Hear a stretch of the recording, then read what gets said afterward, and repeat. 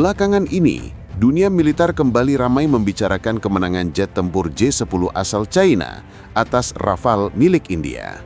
Banyak yang menilai prestasi ini terlalu dibesar-besarkan, seolah-olah J-10 menjadi jawaban atas dominasi Barat. Namun, bagi Indonesia, sorotan itu sebenarnya bukanlah hal yang penting, sebab Indonesia sudah berada di jalur yang tepat dengan proyek KF-21 Borame bersama Korea Selatan, serta peluang besar dari KAN buatan Turki. Dua jet tempur generasi terbaru ini dipandang lebih strategis, modern, dan cukup untuk memperkuat kedaulatan udara Indonesia di masa depan.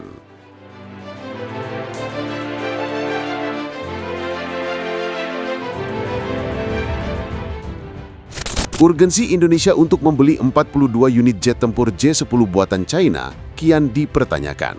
Pasalnya, kemenangan J-10 atas Rafale pada saat berlangsungnya Operasi Sindor terkesan dibesar-besarkan. Terlebih selain memiliki 42 unit Rafale, Indonesia juga ikut terlibat dalam proyek pengembangan KF-21 Borame serta sudah mengantongi 48 unit KAN. Ketika Angkatan Udara Pakistan (PIF) mengumumkan kemenangan atas Angkatan Udara India (IAF) dalam Operasi Sindor, nama J-10 mendadak melejit. Bahkan Kementerian Pertahanan RI sempat mengumumkan keinginannya untuk membeli pesawat tersebut, meski di sisi lain, pihaknya juga sudah menandatangani Letter of Intent penambahan jumlah armada Rafale. Kalau memang kita evaluasi, pesawat ini bagus, ya memenuhi kriteria yang kita tetapkan, apalagi harganya murah, ya kenapa tidak? Kata Wakil Menteri Pertahanan RI Doni Ermawan Taufanto, sebagaimana dikutip dari laman antaranews.com pada 4 Juni 2025, yang berjudul Kementerian Pertahanan buka peluang beli pesawat jet J-10C dari China. Sebagai negara non-blok, Indonesia sejatinya memiliki fleksibilitas lebih luas dalam perencanaan pengadaan alutsistanya. Akan tetapi Wamenhan Doni menegaskan bahwa ada sejumlah faktor lain yang harus dipertimbangkan, seperti kebijakan politik luar negeri dari berbagai negara pemasok hingga kecocokan integrasi dengan teknologi yang sudah dimiliki TNI AU selama ini. Lalu terkait dengan kemampuannya, jarak terbangnya berapa, kemampuan bawa senjata apa saja, nah itu juga harus kita lihat nanti ya, ujarnya menambahkan.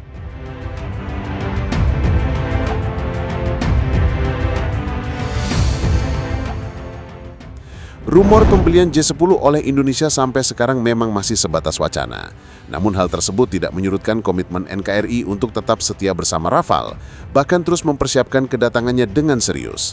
Apalagi jadwal pengiriman Rafale sendiri bakal dimulai hanya dalam hitungan bulan, tepatnya di bulan Februari atau Maret 2026 mendatang.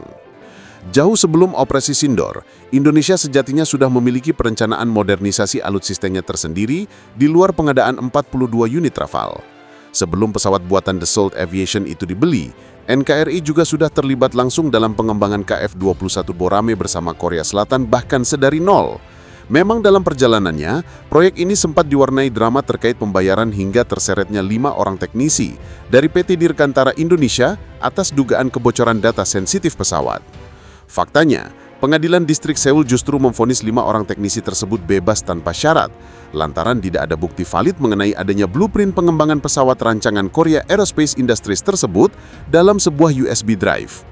Putusan pengadilan tersebut membuahkan titik balik yang diumumkan ketika pameran bertajuk Indo Defense 2024 berlangsung di JI Expo Kemayoran, Jakarta, tepat Juni 2025 lalu, setelah ajang ini sempat tertunda pelaksanaannya beberapa kali imbas pergantian kepemimpinan nasional. Sehingga, berdasarkan pemberitaan laman The Korea Herald edisi 13 Juni 2025, dalam artikelnya yang berjudul Korea, Indonesia, Finalized Deal to Cut Jakarta's Contribution to KF-21, Kemenhan RI dan Defense Acquisition Program Administration (DAPA) sepakat untuk merevisi kontribusi pembayaran dari Jakarta ke Seoul dari angka semula 1,6 triliun won menjadi 600 miliar won. Bukan hanya itu, Indonesia dibebaskan untuk melunasi 200 miliar won sisanya dengan skema barter komoditas, serta jatuh tempo pun diperpanjang hingga tahun 2034.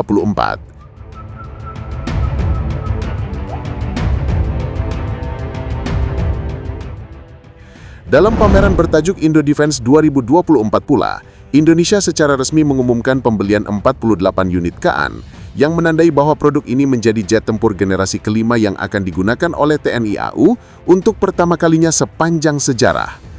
Namun kontrak dengan Turkish Aerospace Industries baru ditandatangani secara tertulis menjelang Juli 2025 berakhir. Melalui laman Turdev melalui artikel berjudul Export Deal Finalized with Indonesia for Kaan Fighter Jet yang dimuat pada 26 Juli 2025, NKRI tidak hanya menjadi operator pesawat melalui TNI AU, tetapi juga berhak atas transfer teknologi yang akan diberikan kepada PT Republik Aero Dirgantara dan PT Dirgantara. Kedua perusahaan Dirgantara Nasional itu juga memperoleh lisensi untuk memproduksi 48 unit Kaan milik TNI AU di dalam negeri.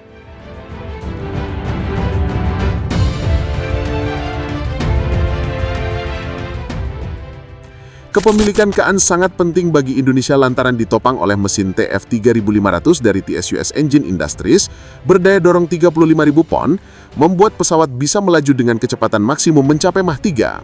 Serta didukung pula oleh rudal cruise jelajah SOM-MM dan radar Active Electronically Scan Array Murad 600A dengan kemampuan melampaui produk kompetitornya terutama dari Amerika Serikat.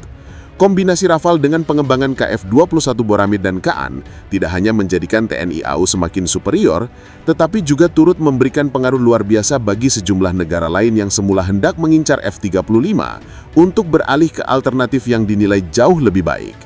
Seperti Uni Emirat Arab yang menyatakan berminat ikut dalam proyek KF-21 Borame dan Spanyol yang belakangan dirumorkan membeli Kaan.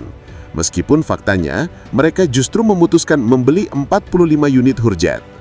Sebaliknya, ada potensi kerugian luar biasa ketika J-10 dibeli. Pakar militer China bahkan menyoroti isu penjualan pesawat tersebut ke Iran yang terbilang riskan, lantaran ada potensi pencurian data sensitif, khususnya mengenai blueprint pengembangan jika tertembak jatuh.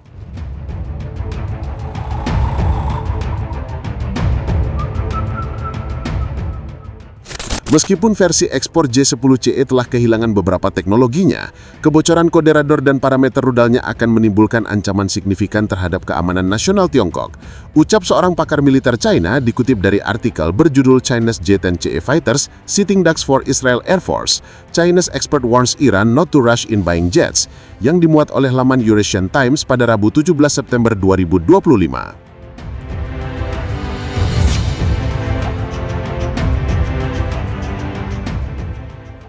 Penjelasan tadi menegaskan bahwa kemenangan atas Rafale dalam operasi Sindor terkesan hanya dibesar-besarkan demi tujuan marketing. Alih-alih superior, khawatirnya J-10 hanya akan menjadi bebek duduk tanpa penanganan yang tepat. Membeli jet tempur saja adalah pemborosan uang. Jika meniru Rafale India dan bertempur sendirian, maka yang terjadi hanya kekalahan lagi. Pertempuran udara modern adalah pertempuran sistem, bukan duel satu lawan satu jet tempur. Pada akhirnya, kemenangan J-10 atas Rafale tak serta-merta menjadikannya jet tempur yang paling ideal.